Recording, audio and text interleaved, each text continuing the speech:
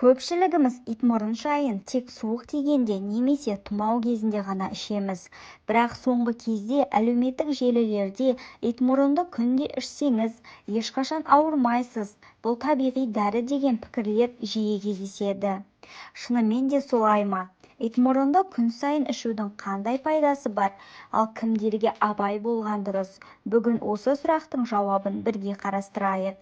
Итмұрын дегеніміз не? Итмұрын құрамында С дәрумені, полифенолдар, каротиноидтар және басқа да антиоксиданттар бар өсімдік жемісі.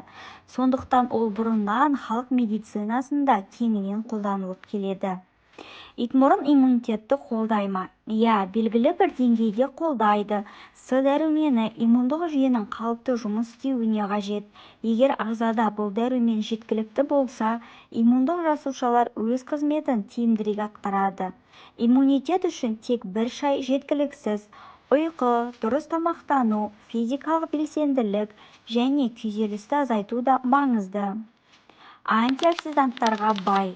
Итмұрын құрамындағы антиоксиданттар ағзадағы бос радикалдардың әсерін азайтуға көмектеседі. Бұл жасушаларды қорғауға және ағзаның жалпы саулығын қолдауға ықпал етуі мүмкін. Сондықтан көптеген адамдар оны күнделікті пайдалы сусын ретінде таңдайды. Итмұрынның жүрекке әсері. Кейбір зерттеулерде итмұрын құрамындағы биологиялық белсенді заттар қабынуды азайтуға және жүрек қан тамыр жүйесінің саулығын қолдауға ықпал етуі мүмкін екенін айтады.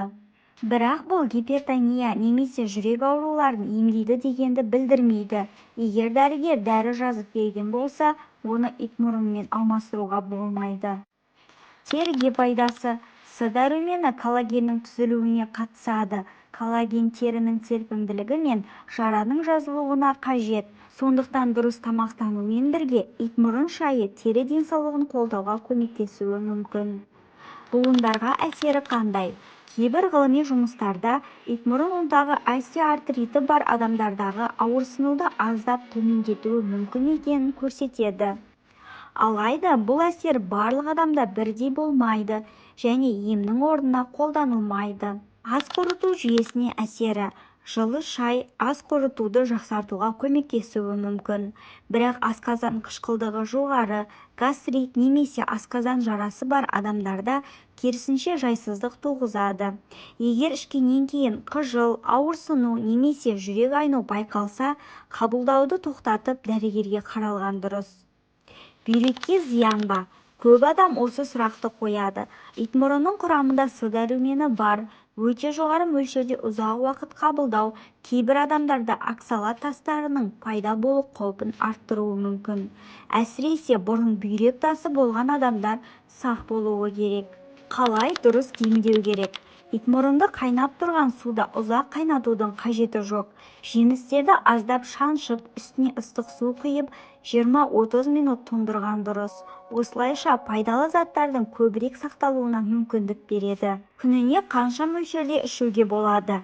Дені сау адамдар үшін күніне 1-2 кесе жеткілікті. Бірнеше реттер ішудің ешқандай қосымша пайдасы дәлелденбеген.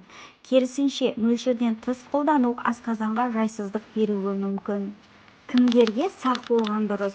Асқазан жарасы немесе гастриті бар адамдар, бүйрек тасына бейімділігі бар адамдар, кейбір дәрілерді қабылдап жүрген адамдар, жүкті немесе бала емізетін әйелдер жаңа өнімді тұрақты қолданбас бұрын дәрігермен кеңескеніңіз дұрыс.